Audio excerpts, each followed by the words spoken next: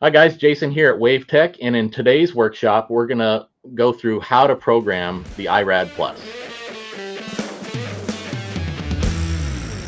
So the IRAD is a really unique accessory that actually does quite a few things that are necessary for everyday installations that you generally don't have a solution for, if at all, but also it can make life a lot easier. So let's talk about what those main things are.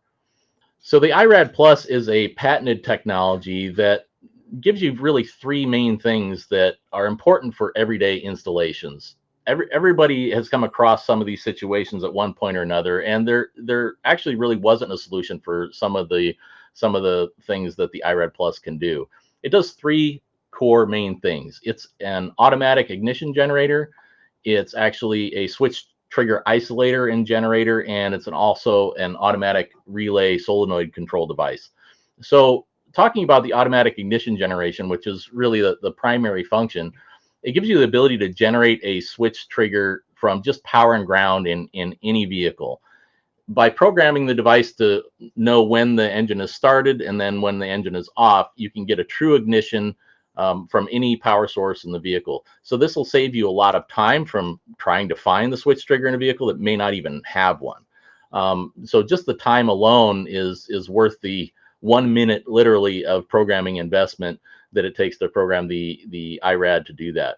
It's also a switch trigger generator and isolator, so it gives you the ability to generate a 12 volt trigger off of any 5 volt or more, either pulsed or DC trigger, without putting any load on the source. So it's perfect for sensitive electronics and also for sources that may not be already a true 12 volt where you can't use a relay with.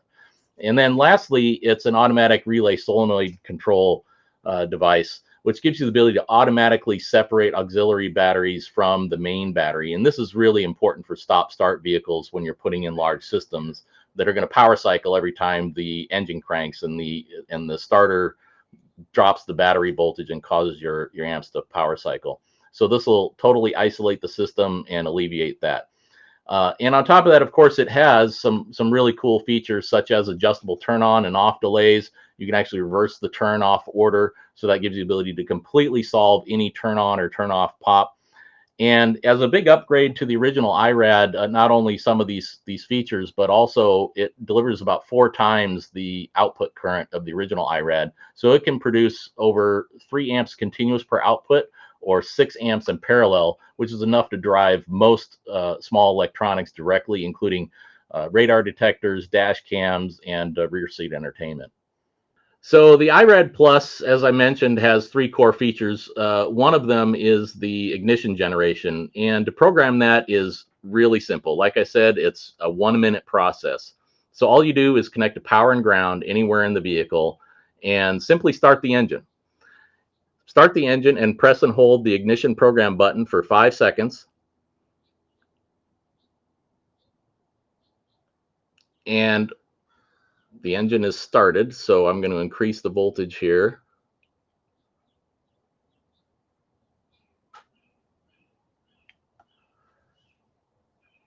And it's going to learn that voltage. It's going to actually take an average. So even though I started a little bit low, it's going to take an average of that voltage over 30 seconds, and then it's going to decide what your turn on threshold is afterwards with an algorithm compared to the engine off voltage. So we'll give it the full 30 seconds here, and when it's done, it's going to turn solid. Okay, so now it turns solid, and that means that it's finished learning the engine running voltage. So next thing you do is just turn off the engine. So I'll just simulate that here by turning down the voltage. And most batteries will hold a float charge for a little bit. You can make that go quicker if you turn on some headlights or whatever, but generally you don't need to, because it's going to take an average. And then you just short press the ignition program button when the engine's off, and it'll learn that average voltage over those 30 seconds. And when it's done after 30 seconds, it will go solid and then turn off, and then you're done. Every time after that, you start the engine and it's going to give you a switch trigger output from true ignition. Okay, so that's it. Literally a minute, and it's programmed now. So every time you start the engine, and we'll just simulate that here again, there you go. You get both outputs automatically. Now, I haven't set any delays or anything like that, so they're both going to come on simultaneously, but they do have independent delays, and we'll get into that separately, but simple as it can be, 1 minute of programming, true ignition output. Okay, next is switch trigger mode, which actually can operate together with ignition detect mode. That just simply means you input a switch trigger of any type, like I mentioned, any DC voltage, 5 volts or more, or even pulsed and sine wave triggers, 5-volt peak or more. And simply by triggering a switched input to the remote in, it does the same thing as ignition generation did. Now, again, I haven't set any of the delays or the order yet, but or minutes or seconds, but just simply flipping the switch here gives me both outputs. So you can see there I actually had a little turn off delay, but that's what it does, and it will override the ignition detect. It'll keep it on if you decide to turn off the engine, so you can activate it with a separate trigger such as accessory, or you can turn it on independently even without the engine running. So along with the ignition detect mode and the switch trigger mode, both of those can utilize delays, and the turn on and turn off delays are going to be important for things like, you've got a varying battery voltage and you don't want it to shut off on you, or it's a stop start vehicle and you don't want your trigger going away every time the vehicle stops. So you can add delays in seconds up to 10 seconds, or delays in minutes up to 10 minutes. And you can add those turn on and turn off delays in seconds or minutes to either output independently. So you might want your ignition output to stay on longer than you would your remote output.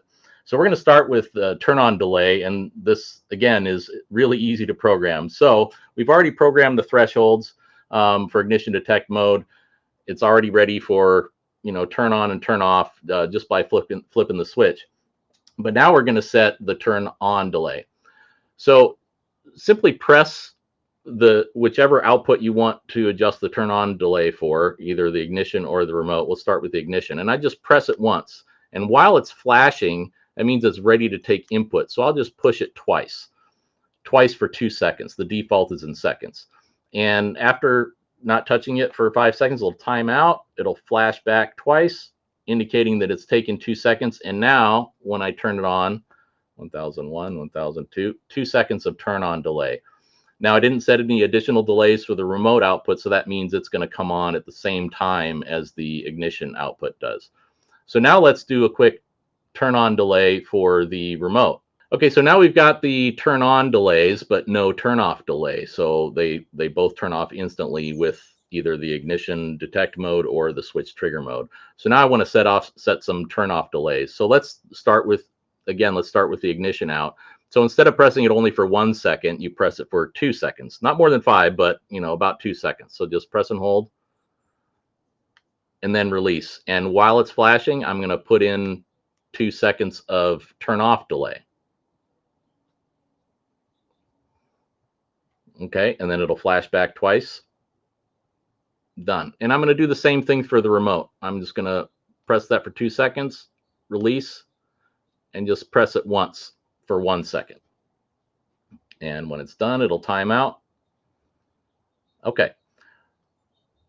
So now I've already programmed some turn on delays and now some turn off delays. So let's see what happens. So I turn it on and they both come on at the same time because I only programmed ignition turn on for 2 seconds. And now when I turn it off, I programmed different delays. So the ignition is going to turn off first, followed by the remote after 1 second. So you can see where this is going. You can stagger those, you can extend them to any application you need, but very simple. Short press gets you turn on delay, 2 second press gets you turn off delay for either output, ignition or remote. Okay, so now we understand how to program turn on and turn off delay.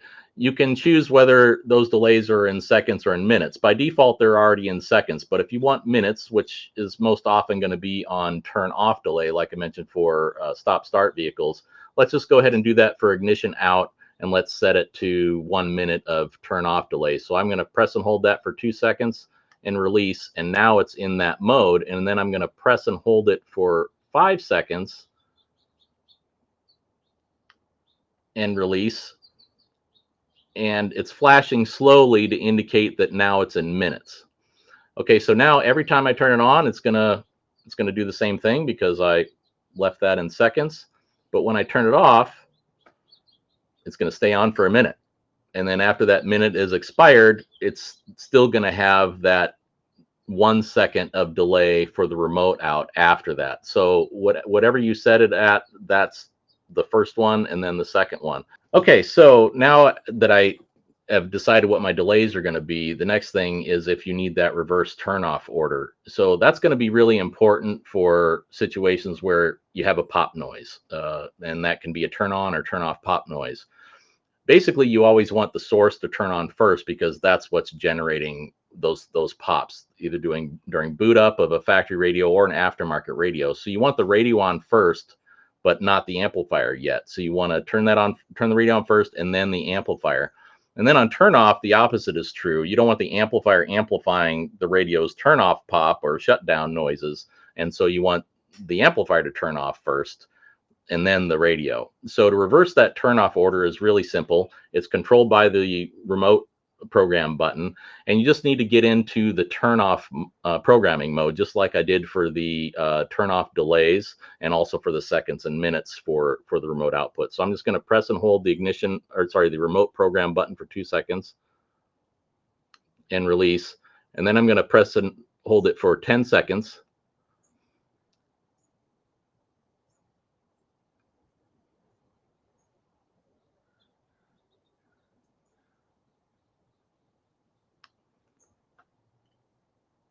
And now you see the flashing order. It flashed the blue first for the ignition for the remote and then the red for the ignition. So that means now it's going to turn off in reverse order. So I'm going to turn it on. They both come on at the same time, and then I'm going to turn it off, and you can see the remote went out first. Here, let me just add a quick turn on delay for each one. So let me do that again just to show you that again. I'll do the turn on delay for the ignition. I'll just press it once, just so you can see more distinctly what the LEDs are doing. It's going to flash once, and then I'm going to do the same for the remote. Short press it for turn on delay, press it once for 1 second.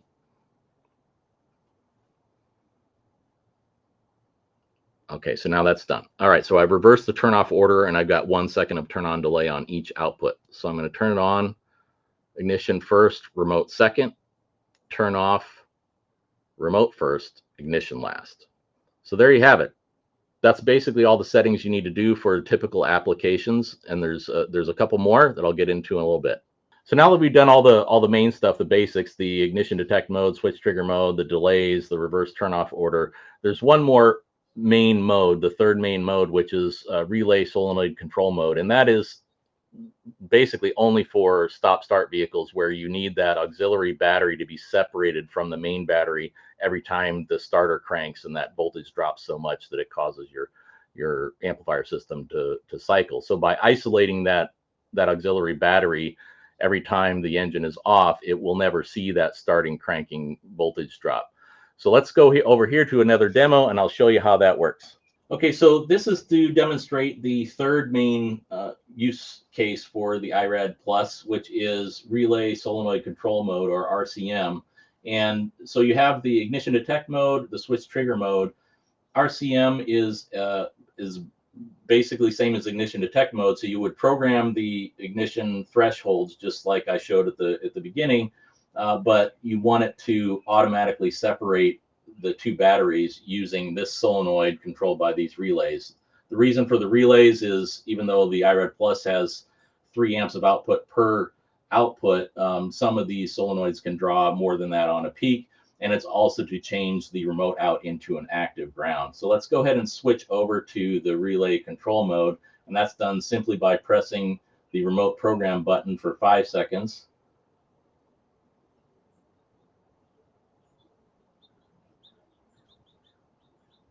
There you go. Okay, and so now that means that every time I start the engine, so you can see we're engine off right now. I'll go ahead and start the engine. And there you go. It's activated the solenoid and it's joined the batteries together. So every time in a stop-start car, when you come to a stop sign, that engine is going to shut off. So I'm going to shut off the engine. And you can see that the remote output has now come on, and it'll stay like this for however many minutes of delay. By default, there's a 3-minute delay because that assumes a pretty long stoplight on the turn off delay. But if you want to adjust that, of course you can, but generally in minutes. And then as soon as you start the car again after it's already running, so the auxiliary battery in your sound system doesn't see that starter cranking voltage drop, I'll just go ahead and start the engine again, and now it's joined the batteries up again. And that's it. Very simple to program. Just program the ignition detect for those thresholds, and then just change it over to RCM. By default, it already has a 3-minute turn off delay, and you can adjust that as needed. So there you have it. That's how you program an IRAD Plus. Really simple, has distinct applications that are all easy to program. And it's got a few other features that if you want to find out more information, please go to wavtech-usa.com. One of those features is the different levels of reset or delete. You can actually just delete the delays. You can just delete the ignition thresholds, or you can do a full factory reset. And there's also another mode that I didn't mention before, which is the remote unlink. And that gives you the ability to unlink the remote output from the ignition output. So that way you can simultaneously use ignition detection for one output and a switch trigger for the second output and have them totally independent and not linked. So again, check us out at wavtech-usa.com.